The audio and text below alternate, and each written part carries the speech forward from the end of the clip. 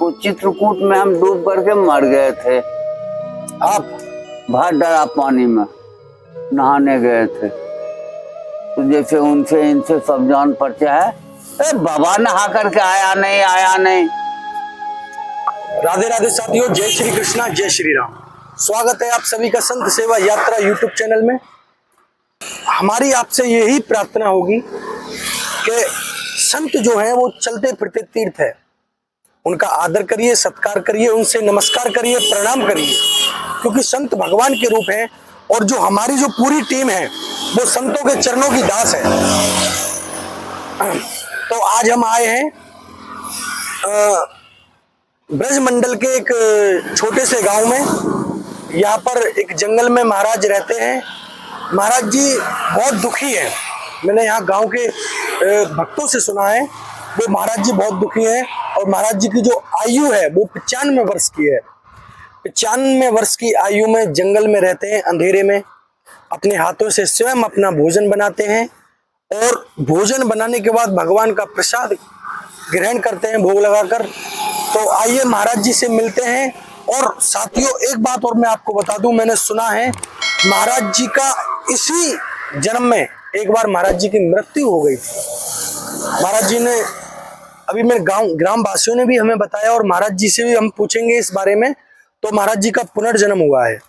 तो आइए महाराज जी से मिलते हैं और महाराज जी से लेते हैं सत्संग, क्योंकि जो फल खाता है उसे ही पता रहता है कि वो फल मीठा है या खट्टा है। तो आइए सत्संग का आनंद लेते हैं और बने रहिए आप हमारे साथ संत सेवा यात्रा में। महाराज जी के चरणों में प्रणाम। सच पुरुष काल मूर्त सबद रूप राम, पुरुष काल मूर्त सबद भस्म ताल जगतारने ताल, दुश्मन को सुहा करने वाली जय, वफाद रक्षा करे महावीर ताई, काम रक्षा नैना जो घाट की जय, बाबा पीर की जय, श्री राम जय जय हनुमान की। महाराज जी मैं नीचे बैठ जाता हूँ, आपके बराबर में आपके स्थान पर बैठना मेरे को उचित नहीं लग रहा। जी नहीं, हम वो नहीं मानते हैं। हम संत हैं, जाति बाची हम नहीं मानते हैं। कोई जाति रहे, प्रेम से बैठो एक भाई बन करके।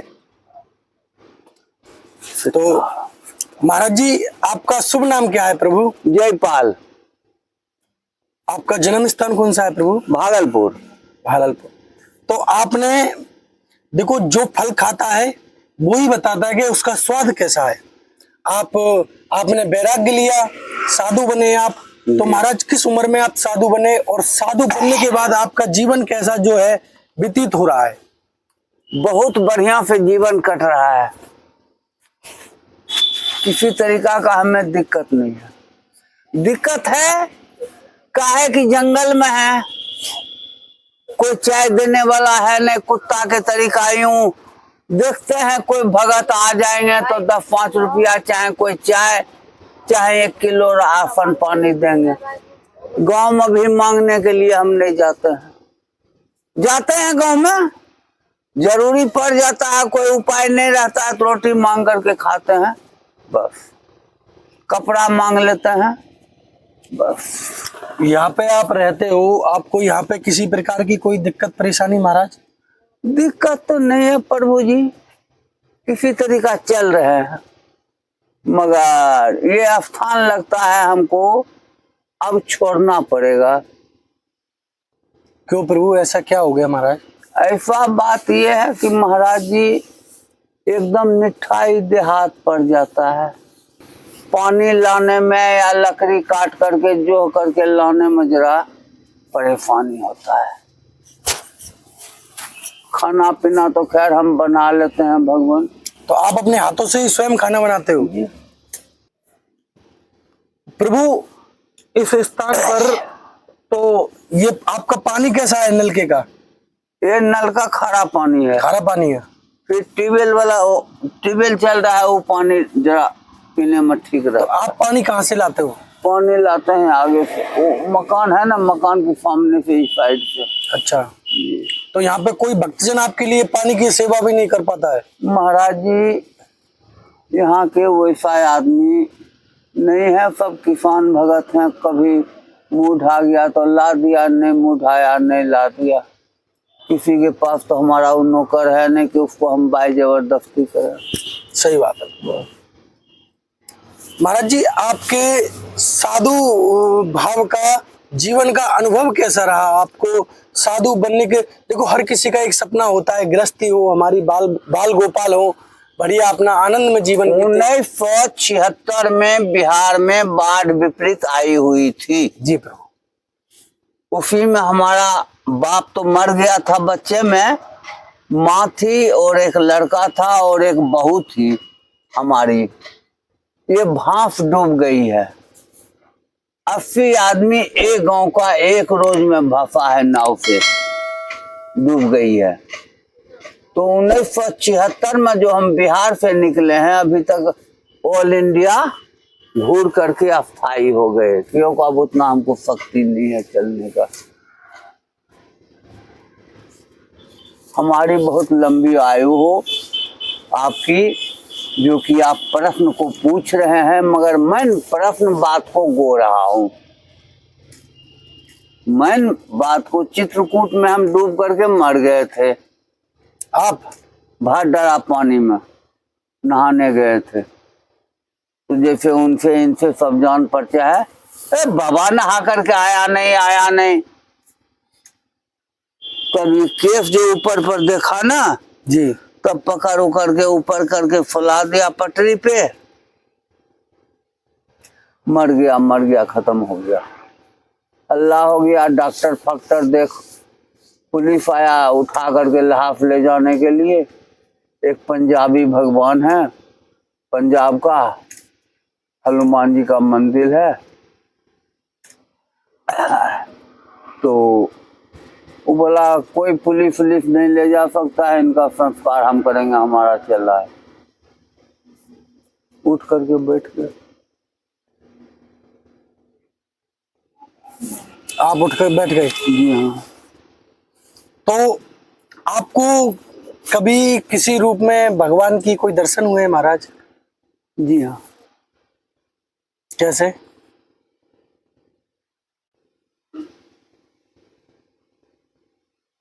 मैं समझा नहीं। आप अपने मुखारबंद से बोलिए महाराज। हो चुका, एक बार नहीं, 3 बार, 4 बार। हनुमान जी की तरीका हम ऊपर में भी रात में घूर करके सपना में देख लिए, और सोए हुए में एक गोर थारी पहले आएगा, एक आदमी सिरावन में खड़ा होगा, एक आदमी गोर थारी में खड़ा होगा, देख लिए। पानी में कैसे तपस्या होता है, संत सब कैसे रहते हैं, वो भी देख लिए। महाराज जी, गृहस्थी होता है जी। आप ये बताइए, मैं गृहस्थी हूँ महाराज, मेरे को जीवन में एक सन्यासी की तरह रहना है। गृहस्थी में रहते हुए मैं सन्यासी कैसे बन सकता हूँ महाराज? आप इस चीज का मेरे को मार्गदर्शन दीजिए। मार्ग का दर्शन वही हनुमान जी चढ़ाने वाले हैं, उनको जपते रहिए। और क्या, सीताराम सीताराम, चाहे ओम नमो, जो आप शिक्षा महाराज से लिए हैं, अपने महाराज से, उस चीज को तोड़िए मत, चलते रहिए। ओम नमो हो, चाहे गायत्री मंत्र हो, चाहे राम मंत्र हो, चाहे राधिका जी का मंत्र हो, जिसको जो शिक्षा मिला है, उस शिक्षा को हम किसी का तोड़ने के लिए नहीं चाहते।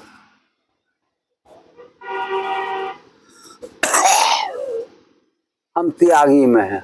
अच्छा, तो महाराज जी, साधुओं की भी कई संप्रदा होती हैं। जी हाँ। आप त्यागियों में आते हो? जी।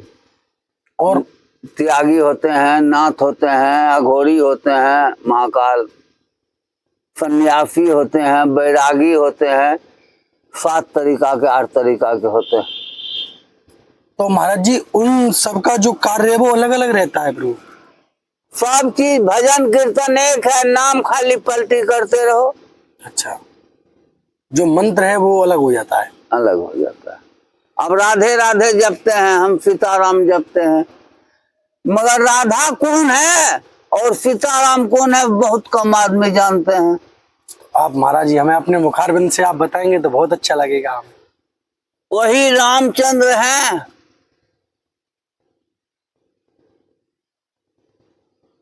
बलदाऊ बने हुए, वही लक्ष्मण है जो कि लीला आपको दिखा रहे हैं, सही बात। और वही माता राधिका है अपना सच्चाई पे। जय श्री राम, जय जय हनुमान। मैंने आपसे पूछा महाराज जी आसन वासन है या नहीं है, तो आपने बोला चोरी हो गया। तो सामान आपका कहाँ चोरी हुआ था महाराज? सामान तो वृंदावन हुआ था। तो आपके पास कुछ भी नहीं रहा फिर? कम्बल 2 ठो रहा जो ओढ़ करके सोए पड़े थे। अच्छा जी, और क्या रहे। देखते हैं, तिलक तो हाथ नहीं लगाते हैं, ले गया तो ले गया, फिर कन्हैया जी देगा तब ये लगाएंगे। तो महाराज मैंने देखा है बहुत से साधु जो हैं अपने शरीर पर सिले हुए वस्त्र नहीं पहनते हैं। जी नहीं। तो वो कौन से साधु होते हैं जो सिले हुए वस्त्र नहीं पहनते हैं? सुनो जी, आजकल जो है प्रभु भेष है, लंगा लंगा होते हैं नागा बाबा, वो कपड़ा नहीं शरीर में लगाते हैं जी। और कितने कहिएगा कि नागा है वो कपड़ा पहनते हैं। जी महाराज, तो नागाओ गिनती कहाँ है? सही बात है प्रभु। तो आजकल बहुत आदमी ढोंगी भी मिलेंगे,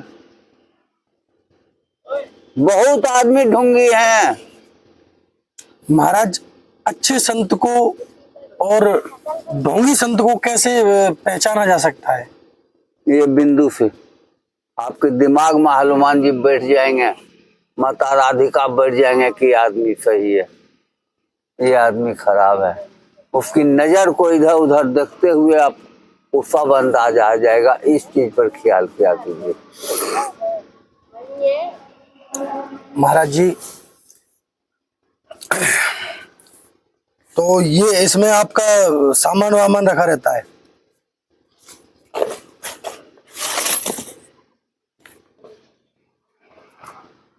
ये महाराज जी की दवाई है।